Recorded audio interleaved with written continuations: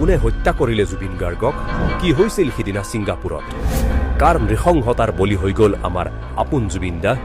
আপুনি জানো মান পালে তেন্তে শুনক নাগৰিকত্ব সংশোধনী আইনৰ বিৰোধিতাৰ সময়ৰে পৰা বিজেপি চৰকাৰৰ বিৰুদ্ধে অসমৰ যুৱ সমাজ ক্ষোভিত হৈয়েই আছিল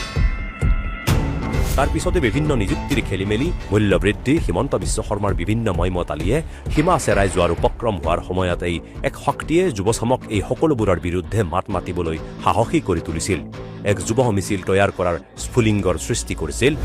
যাৰ নাম আছিল জুবিন গাৰ্গ থাকিব বহুত কথা কেব আমি আহিব নিদিওঁ প্ৰথম কথা মই 2 বছৰ ধৰি লাগি আছো 2 বছৰ হ'ল চাগে ন চিৰি থকা আমি আৰু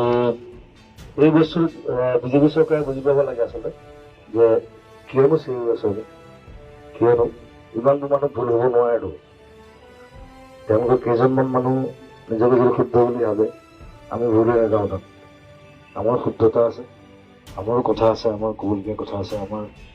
নিজৰ চেণ্টিমেণ্ট আছে আৰু আমিও জানো নহয় আমি পঢ়া শুনা আমি মূৰ্খ নহয় নাই আমি অমিত শ্বাহে কি আটাইতকৈ ডাঙৰ পণ্ডিত নেকি ইণ্ডিয়া মোদী আটাইতকৈ ডাঙৰ পণ্ডিত নেকি তেওঁ চাহেবে কি কৰিছিলে ইতিমধ্যে আমি চিন্তা চৰ্চা আৰম্ভ কৰিছোঁ এইটো বিষয়ে আৰু কাৰ কাৰণে আমাৰ কেইবাজন ল'ৰা শ্বহীদো হ'ল বহুত কষ্ট হ'ল চবৰে গোটেই আমি দিন ৰাত একাকাৰ কৰি আমি যুদ্ধ কৰিলোঁ গতিকে ইমান সহজে এৰি নিদিওঁ কা যদি বলবৎ হয় মই আকৌ ওলাই আন্দোলন কৰিম নিশ্চয় কৰিম সদায় কৰি আছোঁ সদায় কৰিম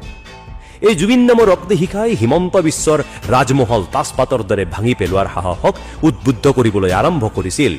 লক্ষ লক্ষ যুৱশক্তি বিজেপিৰ স্বৈৰাচাৰী শাসনৰ বিৰুদ্ধে ছচিয়েল মিডিয়া শিক্ষানুষ্ঠানৰ বাকৰি আদিত ক্ৰমাৎ সোচ্চাৰ হৈ পৰিছিল সেই প্ৰতিবাদী কণ্ঠৰ সাহস হৈ বাৰম্বাৰ থিয় দিছিল জুবিন নামৰ এজাক ধুমুহা মই লেফটিষ্ট হয় মই সদায় লেফটিষ্ট হয় মই সেই চাহ দোকানটোৰ কথা বেছি চিন্তা কৰোঁ সেই অট্টালিকাৰ মালিকটোতকে সি এনেও জীয়াই থাকিব চাহ দোকানটো ক'ত থাকিব বিদ্ৰোহী সেই ক্ষেত্ৰত মই সদায় কওঁ নিজক ছ'চিয়েলিষ্ট বুলি কওঁ আমি ছ'চিয়েলিষ্ট আমি লেফটিষ্ট মই ডিৰেক্টলি ক'ব পাৰোঁ আমি লেফটিষ্ট য়েছ মোক গুলীয়া মাৰিলেও মাৰক আই ডোণ্ট কেয়াৰ যুৱক যুৱতীসকলে বিজেপি চৰকাৰৰ ভুল নীতিৰ বিৰুদ্ধে গানেৰে কথাৰে কবিতাৰে এক বিপ্লৱ আৰম্ভ কৰিছিল যাৰ ভয়তেই ইজনৰ পিছত সিজনক ৰাষ্ট্ৰদ্ৰোহৰ অভিযোগ জাপি দি হিমন্ত চৰকাৰে প্ৰেৰণ কৰিছিল জেল হাজতলৈ এই সাহসবোৰৰ আঁৰতো আছিল সেই আপোচবিহীন কণ্ঠ যিয়ে কৈ পেলাইছিল